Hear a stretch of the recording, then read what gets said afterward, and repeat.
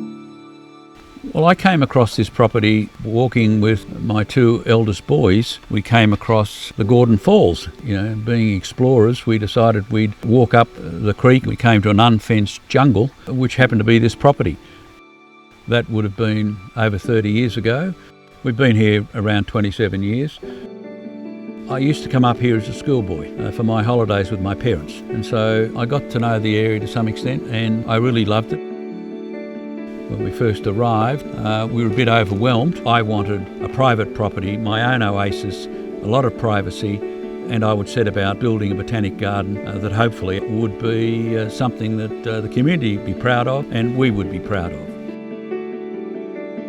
I had a passion for two things, I suppose. One was to have more space so I could explore my interest in plants and trees.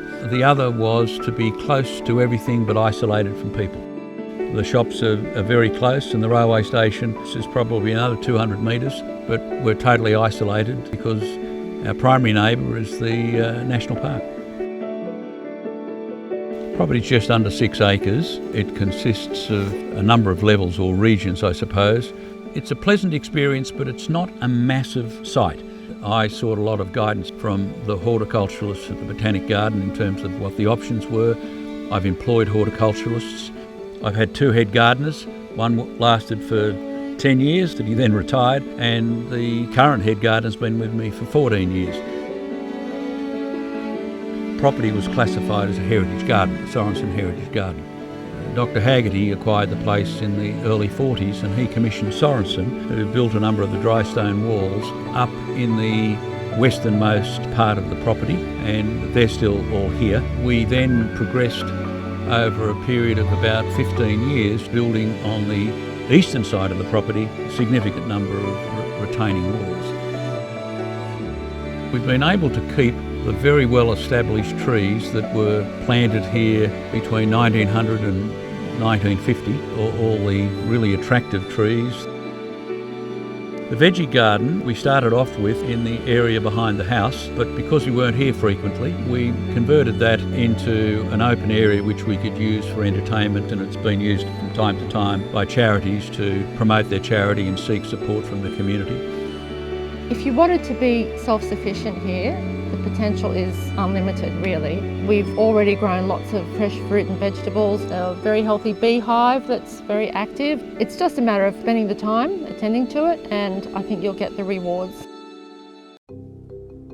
Well, the first residence, which is on the northern side of the property, we built 7 or 8 years after arriving here, just so that we had a comfortable residence, and we decided we needed something a bit bigger than that if we were going to bring our kids up here or have friends come and spend some time with us. And then the second house we built where the original home was, which was very attractive from our point of view.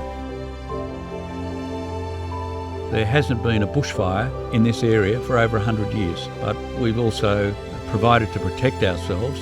So we've got several thousand litres of water in these dams, and we've got 3 tanks which we can use for fire protection. We've got a bore installed so we'd never run out of water. The whole site is irrigated electronically. That means it looks after the plant life.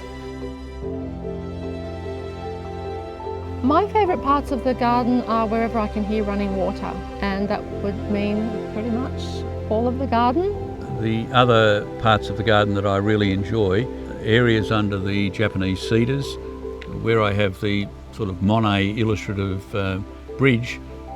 Below that is a terrace, and I often like sitting down there and reading. And the other area I suppose that I enjoy is where the creek enters the property, and we have the original Wallamais that were released, and that's just ancient history where we've got a part of it.